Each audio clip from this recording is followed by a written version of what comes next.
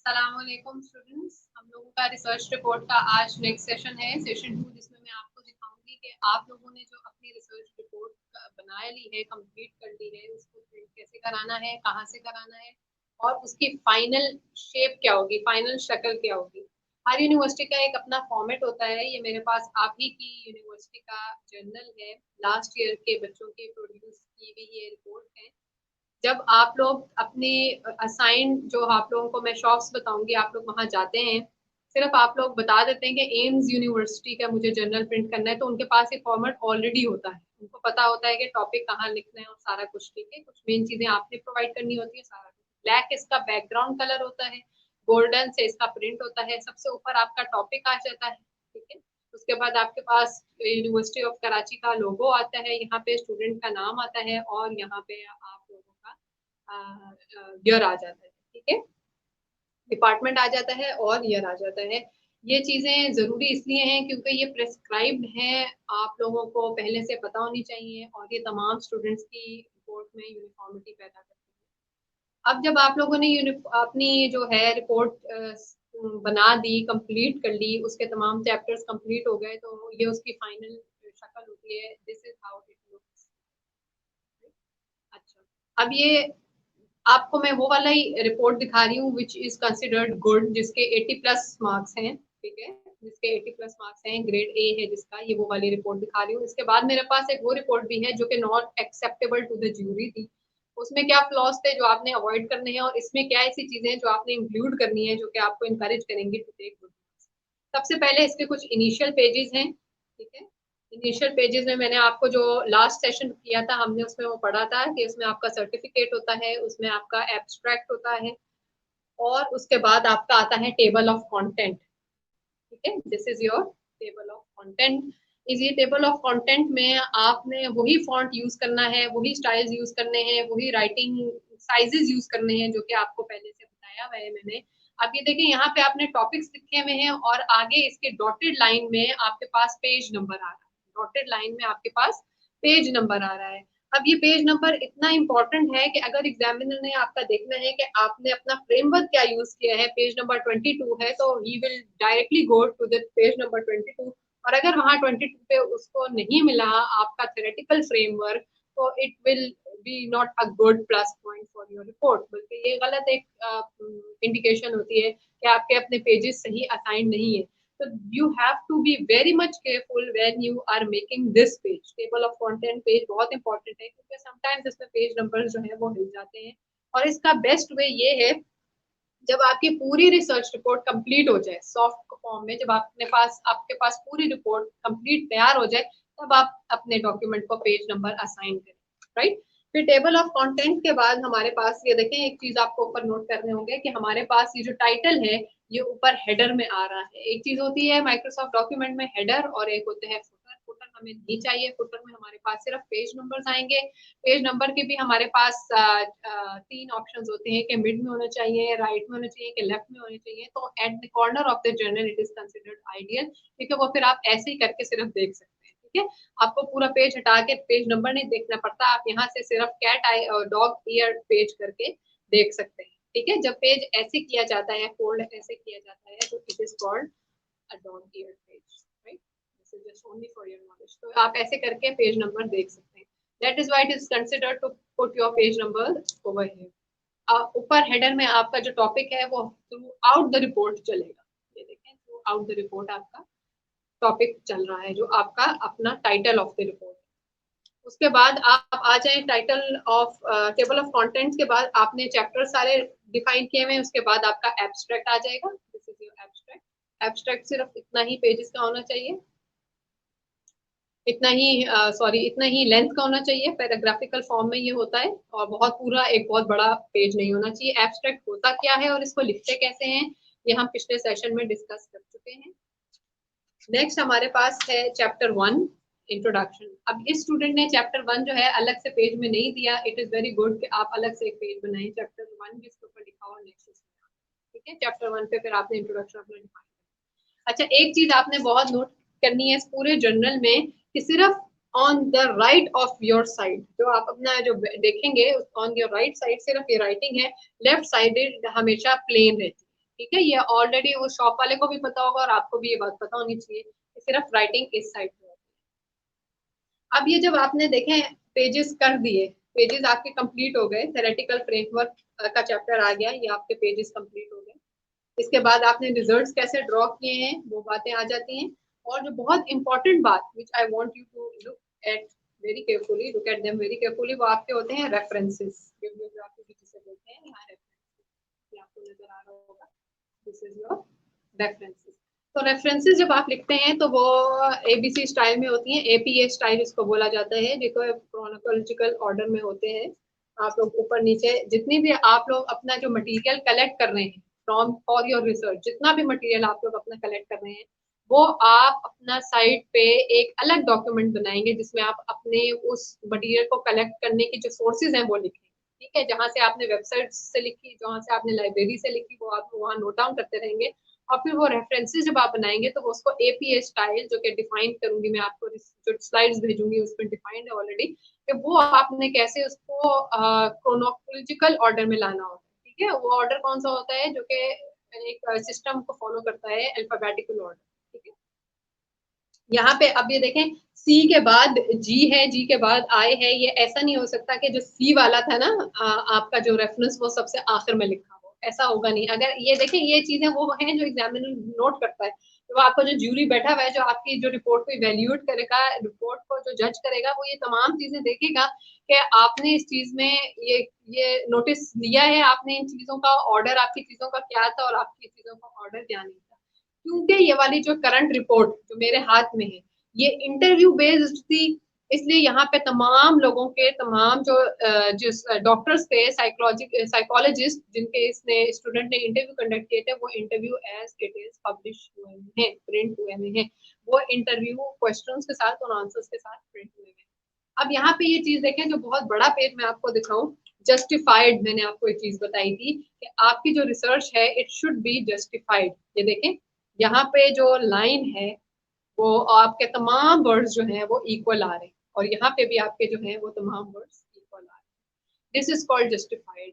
और पैराग्राफिकल, वो भी आप नोटिस कर लें, पैराग्राफिकल लेंथ क्या है और उसमें आपकी लाइन स्पेसिंग क्या है, ये चीज भी नोट डाउन कर लें। तो ये तमाम चीजें, ये देखें, देखने से ये खूबसूरत लग रही है, देखने से ही पता लग रहा है कि ये पूरी राइटिंग जो है वो जस्टिफाइड है। अगर ये राइटिंग जस्टिफाइड ना होती तो ये कोई वर्ड आगे जा रहा होता, कोई वर्ड पीछे जा रहा होता, तो it gives a very bad impression, rather a negative impression to your report, so you have to avoid that. इसीलिए आपको तमाम वो बेसिक्स बताई थी, तमाम वो टर्म्स बताई थी इन माय लास्ट सेशन कि आपने क्या चीजें डॉक्यूमेंट में अडॉप्ट करनी है जो कि बहुत आपके लिए जरूरी है। कब राइटिंग आपने बोल्ड रखनी है, कब राइटिंग आपने अनबोल्ड करनी है, और कब राइटिंग आपने रेगुलर करनी है और कितनी लाइन स्पेसिंग देनी है। ये आपकी मर्जी पे डिपेंड नहीं करता कि आपको वो फॉन्ट अच्छा लग रहा था इसलिए आपने वो कर लिया। यह आपकी उस चीज पे डिपेंड करता है जो आपकी रिक्वायरमेंट ऑफ योर रिपोर्ट है। ठीक है, ये हार्ड उसमें होता है, जर्नल होता है, बैक साइड इसके बिल्कुल प्लेन होती है। ठीक है, इसमें आप लोगों का सिर्फ स्टूडेंट का नाम होता है, लेकिन जो अंदर है उसमें आप लोगों के कोर्स इंचार्ज का नाम होता है। ठीक है, ये आप लोगों की थी गुड रिसर्च, यानी कि जो एबल है टू गेट गुड मार्क्स, जो कि सारी फुलफिलमेंट जो क्राइटेरिया को फुलफिल करती है, इसमें तमाम चीजें मौजूद हैं जो कि एक अच्छी रिपोर्ट में होनी चाहिए। ठीक है, इसके अलावा अब मैं आपको बिल्कुल इसके ऑपोजिट वो रिसर्च दिखाऊंगी जो कि नॉट एक्सेप्टेबल है। ठीक है, देखिए, फ्रंट पेज जो होता है ना, आप लोग जो लेकर जाएंगे अपने स्टेशनरी के पास, वो करीमाबाद में आप बुक शॉप फोटो स्टेट की हैं, उनको पता है एम्स का फॉर्मेट, यहाँ यूनिवर्सिटी ऑफ कराची का, सॉरी, और यहाँ आप जाएंगे यूनिवर्सिटी ऑफ कराची के अंदर ही जो फोटो स्टेट की शॉप्स हैं, या उर्दू यूनिवर्सिटी के अंदर, कराची यूनिवर्सिटी का, आप कहेंगे कि मुझे बाइंडिंग चाहिए तो वो आपको एज इट इज कर देंगे। सिर्फ आपको उनको ये वाला पेज जो है वो प्रोवाइड करना। कौन सा वाला? जो आपके बिल्कुल ये वाला होता है, ठीक है, ये पेज आप उनको प्रोवाइड करेंगे और ये बाहर वाला वो आपको खुद ही बना देंगे। अब देखें, इसमें जो डेडिकेशन होती है ना, ये पेज नंबर आप नहीं इसको देंगे, this is not page 1, this is just title 1। ठीक है, ये मिस्टेक है, ये आपने नहीं करनी। आपका पेज नंबर 1 कहाँ से स्टार्ट होगा? आपके टेबल ऑफ कंटेंट से नेक्स्ट वाले पेज पे। ठीक है, अब यहाँ पे है बिस्मिल्लाहिर्रहमानिर्रहीम, पेज नंबर 2।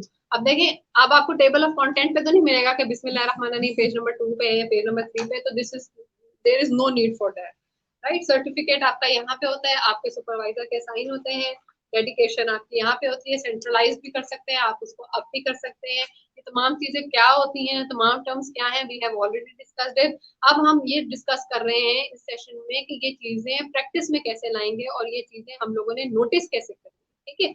इसको कहते हैं हार्ड बाइंडिंग। ये जो जर्नल मेरे हाथ में इस वक्त, this is a hard binded journal. इसके अलावा इसके कॉन्ट्रेरी आपके पास आती है स्पाइरल बाइंडिंग, इसको बोलते हैं स्पाइरल बाइंडिंग, ठीक है। ये स्पाइरल होता है इसमें स्प्रिंग की तरह, that is why it is called spiral binding. और अगर आप ये भी देंगे तो दैट इज आल्सो एक्सेप्टेबल। ये बुरी बात नहीं है कि आपने ये क्यों दे दी, इसके बाद आप इसकी फॉर्म बना सकते हैं, ठीक है। बेसिकली जो आप चेक कराते हैं वो ये भी हो सकता है। अच्छा, ये वो वाला है जो कि नॉट सफिशिएंट था किसी भी पासिंग आउट स्टूडेंट के लिए। इसमें क्या मसले मसाइल हैं वो आपको नजर आ जाएंगे। देखिए, सबसे पहले तो लाइन स्पेसिंग। लाइन स्पेसिंग आपको देखने से ही पता चल गई कि बहुत ज्यादा है। पता चल गई कि भाई पेजेस बढ़ाने का ही सिर्फ चक्कर है, क्योंकि आप लाइन स्पेसिंग कब करते हैं, जब आपका दिल चाहता है कि भाई पेज की जो है ना मैं क्वांटिटी बढ़ा देता हूँ, क्वालिटी में कम रखता हूँ। अब ये देखें, यहाँ पे times new Roman regular select हुआ है और यहाँ पे अचानक से इटैलिक हो गया।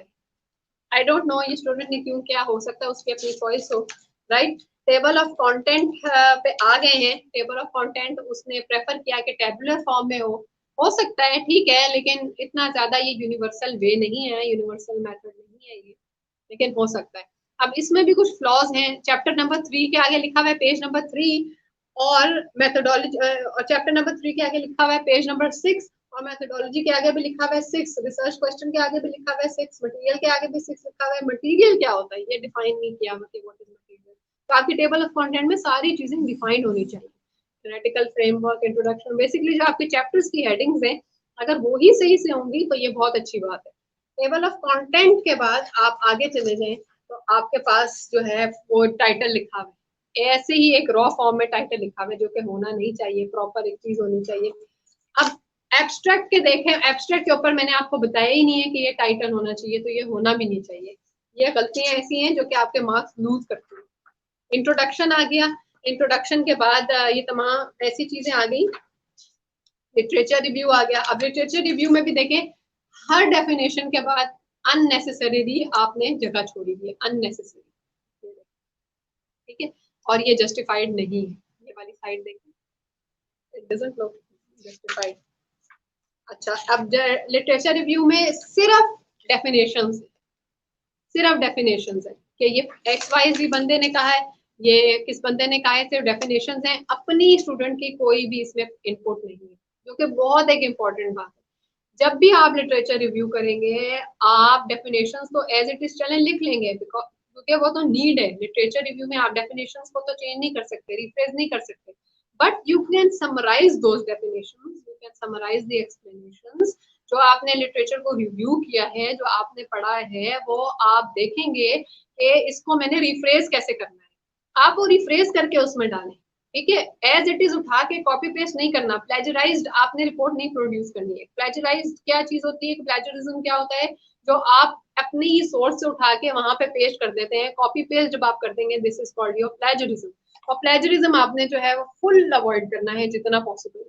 अब कुछ डेफिनेशन ऐसी होती हैं जैसे कि ये है, इसमें तो आप डेफिनेशन तो एज इट इज ही लिखेंगे, जो डेफिनेशन है आप वो लिखेंगे, ठीक है, आप लिख दें, लेकिन जो इसकी एक्सप्लेनेशन है वो भी जरूरी है देना। अब इसमें सिर्फ डेफिनेशन डेफिनेशन डेफिनेशन है, तो ये तो आपने सिर्फ कंट्रोल प्लस सी और कंट्रोल प्लस वी किया, आपने तो कुछ रिव्यू ही नहीं किया प्रॉपरली लिटरेचर के, जिसको आप रिफ्रेश कर सकते, कोई प्रोड्यूस ही नहीं किया आपने अपनी अपनी राइटिंग में, अपने माइंड से कुछ प्रोड्यूस नहीं किया, ठीक है। तो rephrasing of the content is very important. Plus यहाँ पे आप ये चीज देख रहे हैं कि यहाँ पे जो रेफरेंसेस हैं, दिस इज, ये जो रेफरेंस है, ये बंदे का नाम लिखा हुआ है और आगे ईयर लिखा हुआ है। ये बहुत एक इम्पोर्टेंट चीज होती है। इसका मतलब ये है कि ये जो बंदा है, फारसी 2006 अगर लिखा हुआ है, तो मुझे रेफरेंसेस में जाके देखूंगी तो इसका पता चल जाएगा कि इसका क्या मतलब है, ठीक है। और ये रेफरेंसेस में ये मौजूद होना चाहिए। अगर तो आपने ये यहाँ लिख लिया और रेफरेंसेस में आप डालना भूल गए, तो ये आपके ऊपर एक बहुत बड़ा क्वेश्चन मार्क होता है कि आपने कौन सी सोर्स से ये डाटा कलेक्ट किया है, जिसकी डिटेल्स ही नहीं है आपके पास। अगर मुझे उसके मुतालिक पारसी 2006 के मुतालिक और चीजें पढ़नी है तो मेरे पास क्या वे है, मैं क्या रूट अख्तियार करूं कि मैं वहां से इस चीज को पढ़ लूं। ठीक है, तो ये चीजें आपने अंडरस्टैंड करनी है। अब हर जो ये देखें, ये जो चीज है ना, ये यहाँ पे भी लिखी जा सकती थी, ये उसका नाम है, जो स्पेशलिस्ट है ये उसका नाम है।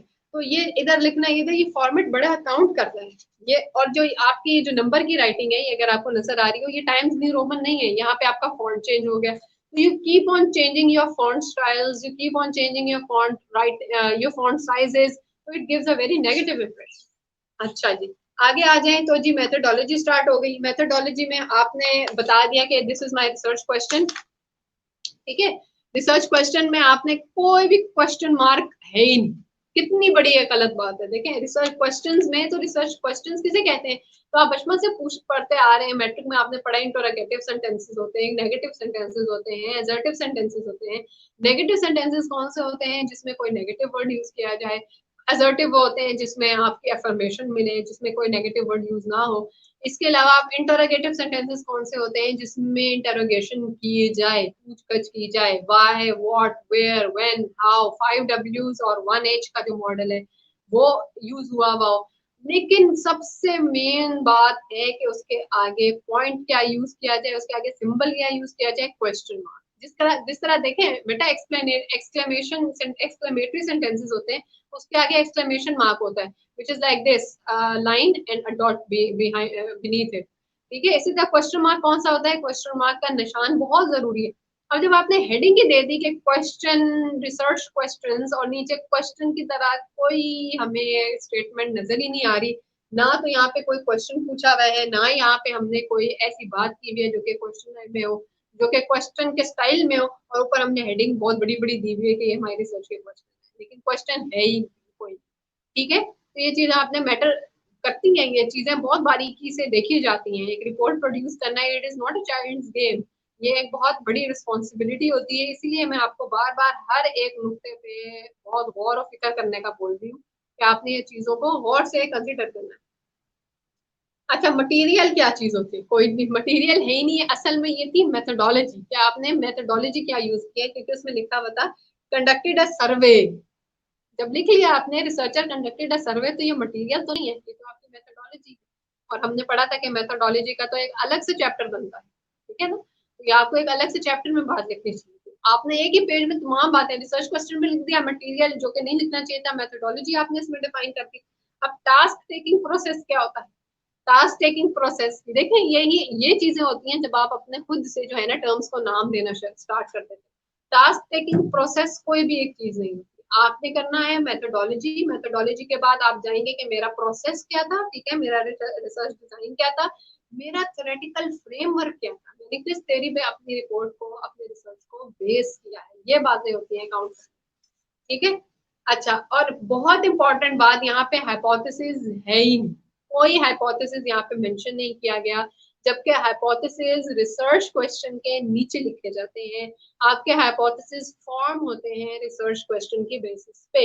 आप जो रिसर्च क्वेश्चन अपना बनाते हैं उसके नीचे आप अपना हाइपोथेसिस बिल्ड करते हैं। हाइपोथेसिस क्या होता है, इंटेलेक्चुअल गेस होता है ऑफ द रिसर्चर। ठीक है, ये तीन आप समझ लें, 3-4 चैप्टर्स को रिसर्चर ने एक ही पेज में डाल दिया। अच्छा, उसके बाद आ गई फाइंडिंग्स। ठीक है, उसने कहा कि अब ये मेरी फाइंडिंग्स है। फाइंडिंग में अब आपको सिर्फ ये एक पाई चार्ट नजर आ रहा है और ऊपर उसी क्वेश्चन था जो क्वेश्चन आयर में दिया। ठीक है, इसके अलावा और हमें कुछ नजर नहीं आ रहा, जबकि फाइंडिंग ऐसी नहीं होती। फाइंडिंग्स में आपको पूरी बात करनी होती है, आपको रिजल्ट शो करना होता है, और वो चीज अडॉप्ट करनी होती है, वो technique of showing result adopt करनी होती है which suits best to your data, which suits best to the purpose of your study. ठीक है, अगर आप दिखाना चाह रहे हैं कि इसमें स्पोर्ट्स जो क्रिकेट है वह वेमेन ज्यादा खेलते हैं या मेन ज्यादा खेलते हैं, तो ये पाई चार्ट उसके लिए तो आइडियल कंसिडर किया जा सकता है। क्या हमें देखने से ही पता चल जाए कि blue indicates men and pink indicates women, जी ब्लू ज्यादा है तो इट मींस के जो हमारे ये क्रिकेट के जो प्लेयर्स हैं वो मेन ज्यादा खेलते हैं, मेन इंटरेस्ट लेते हैं इस गेम। लेकिन अगर आपका डेटा इस नोयत का हो कि मेन के स्पोर्ट्स के न्यूज की कवरेज ज्यादा है या वुमेन के स्पोर्ट्स की न्यूज की कवरेज ज्यादा है, तो इस तरह की रिप्रेजेंटेशन अच्छी नहीं कंसिडर की जाती। इस तरह की रिप्रेजेंटेशन खराब इसलिए है क्योंकि वो न्यूज में आपने फिर बहुत सारी चीजें डिफाइन की होंगी कि आप एक विमेन ओरिएंटेड स्पोर्ट्स न्यूज को कैसे ऑपरेशनलाइज करेंगे, ठीक है, कैसे कैसे आप देख रहे हैं कि विमेन की न्यूज को कवर किया जाए। तो उसमें ये जो है सिर्फ दो चीजों को बताने के लिए ये ठीक है और उसमें नहीं है। अच्छा, इसमें क्वेश्चन है, have you seen any Pakistani movie recently? तो इतने लोगों ने कहा कि यस और इतने लोगों ने कहा नो।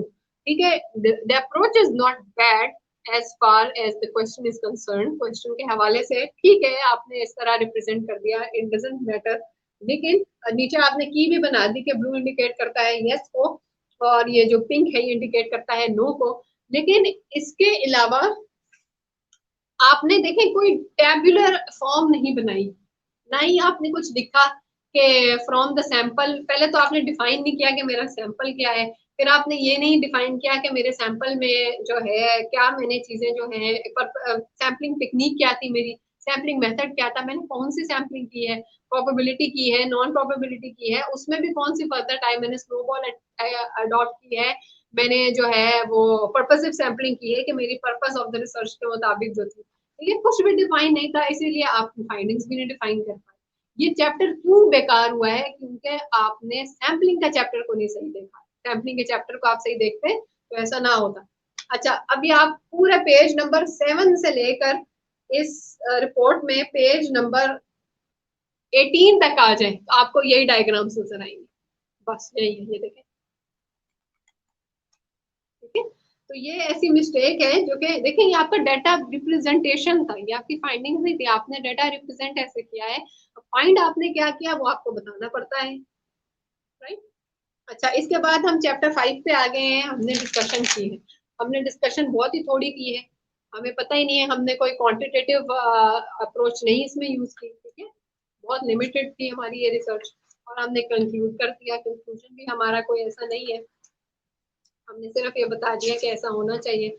और देखें हमारी रेफरेंसेस कितनी कम है, रेफरेंसेस हमारी बहुत कम है, 1 2 3, जस्ट 1 2 3, और इनमें पॉइंट्स भी दिए हुए 1 2 3। आप पॉइंट्स ना दे तो अच्छी बात है, ठीक है। ये एक ऐसी चीज थी जो कि आपने अवॉइड करनी है, उन चीजों को इन चीजों को आपने अवॉइड करना है to make your research good, to make your research well, ठीक है। अब यहाँ पे मैंने आपको एक चीज बहुत इंपॉर्टेंट है जो मैंने दिखानी है लाइन स्पेसिंग के बारे में।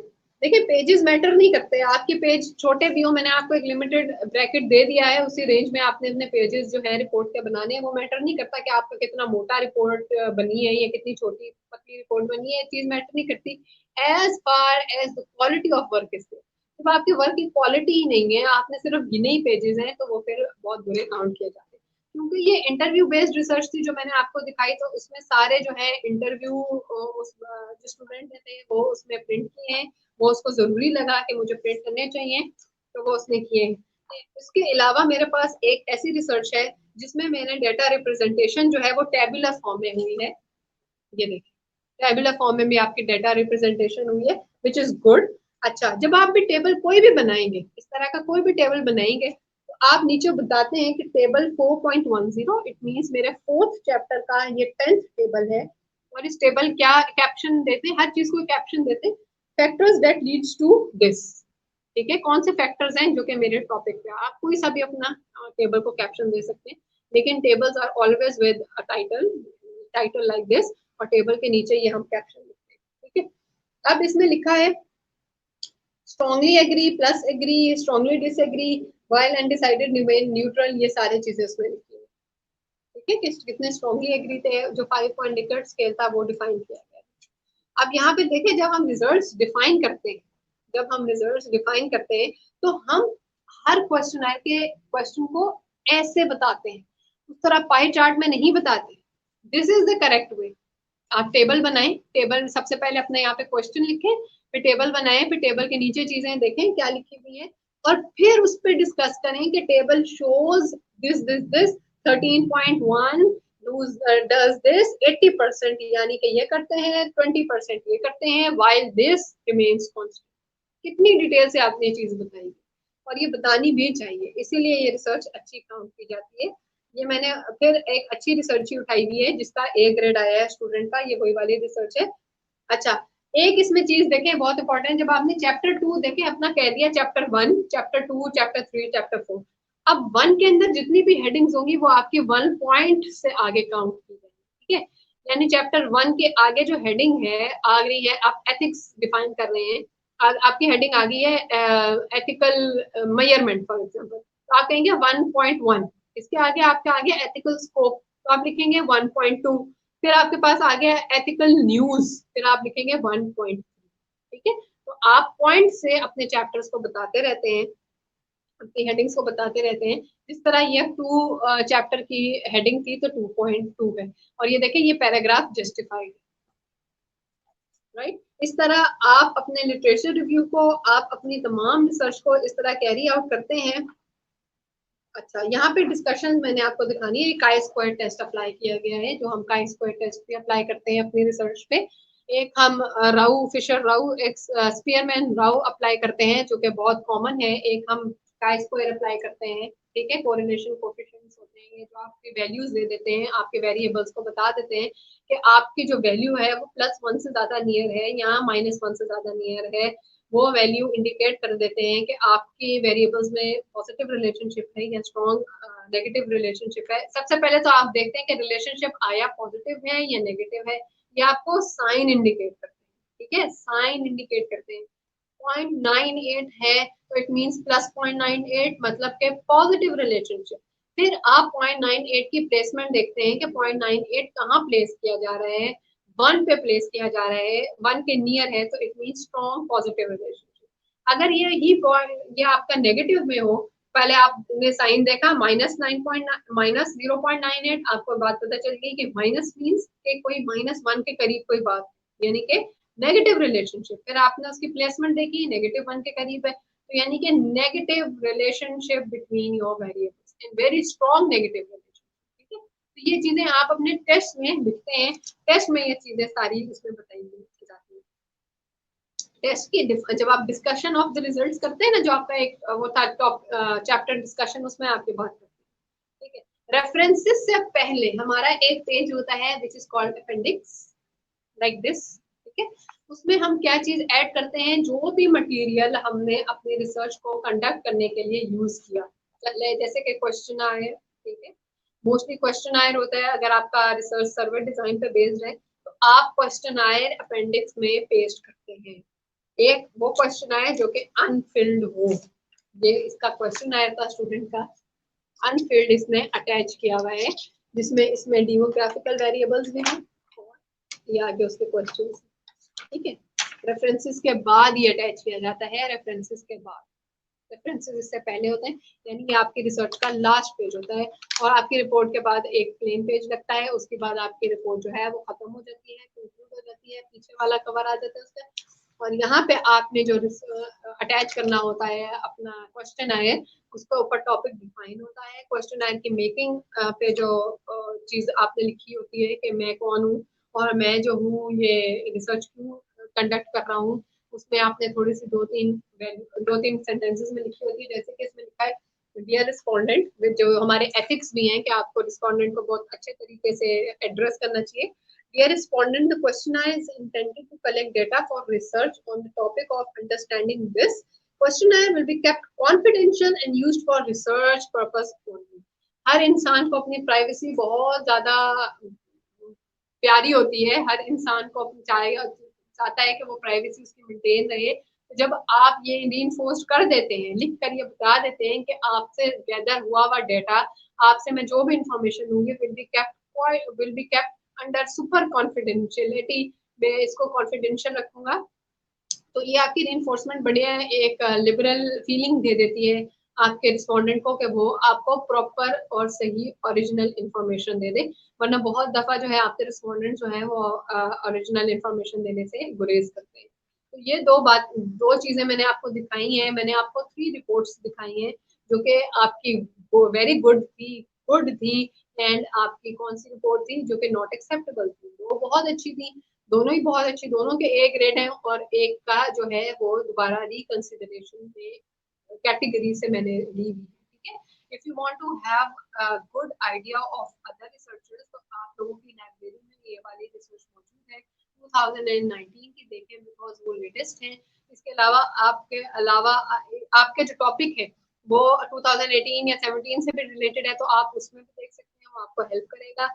लेकिन मेन बात ये है कि आपका ये खुद का प्रोड्यूस करना वर्क है और इसमें आपने बहुत ही थोड़ी बातों का ख्याल रखना है जो कि आपके रिसर्च को अच्छा और एक्सेप्टेबल बनाएंगी जूरी के नजर में भी और आपके आगे फ्यूचर प्रोफेशनल फील्ड में भी आपके लिए बहुत ज्यादा यूजफुल है। आप आगे मास्टर्स के लिए आपकी बड़ी हेल्प करेंगी।